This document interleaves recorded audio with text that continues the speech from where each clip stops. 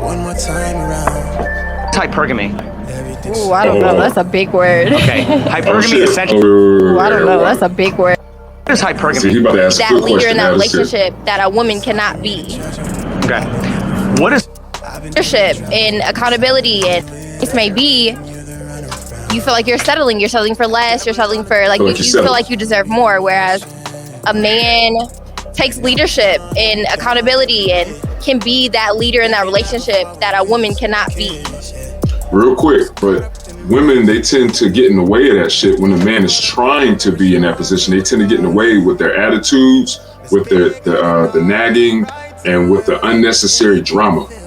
So when the man is sitting there trying to lead, she steps in the way and brings that energy into the play, and it gets in the way of the man actually leading. Like a man could really be trying to do his thing, but because of all the stress that he's dealing with that woman who's moving in that energy, it gets in the way of his productivity. And women who think like that end up sabotaging the actual potential that man could be in that woman's life. And a lot of the times it just stems from both sides not understanding or knowing when to say, yo, this shit does not work. It's not working. You know, we gotta go our own separate ways. But I just wanted to say that too. Women, they jump to that type of thought, like, oh, well, he's supposed to be the leader and this, that, and third. Maybe if you would bring him peace and support and be supportive of him and accept that he's trying and he's in the position that he's in, maybe then he'll lead better if you trust him.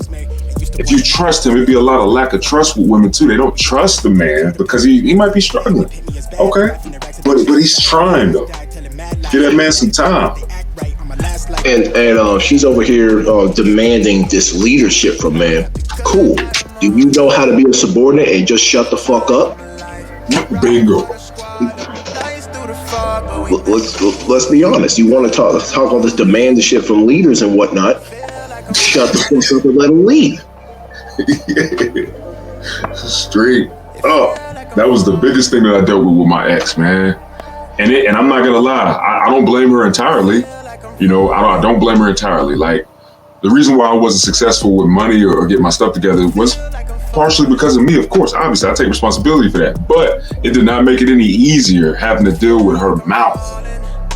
Having to deal with her mouth and having to deal with her projecting her worry onto me. You know what I'm saying? Well, I'm kind of like trying to trust God and trying to figure things out. But then I got to deal with this, man. When I'm trying to figure out a fucking plan, it's getting in the way. It's getting in the way of what I need to do and figure out. You know what I'm saying? And I think a lot of men struggle with that too. Women they don't make it better. That's like you said earlier, Tony, that's what they are supposed to bring to the table. They're supposed to bring that peace.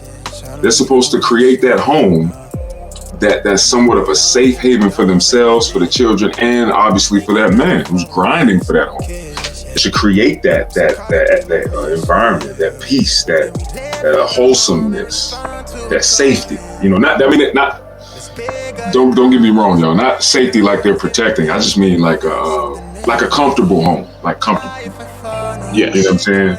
Somewhere where you feel like you can relax, you can relieve, like you can put your guard down. Because as men, when we go out in the world, we're always like in everybody's face. You know what I'm saying? So like when you come home, you'll be able to put your guard down, like relax. So. It feel like I'm falling.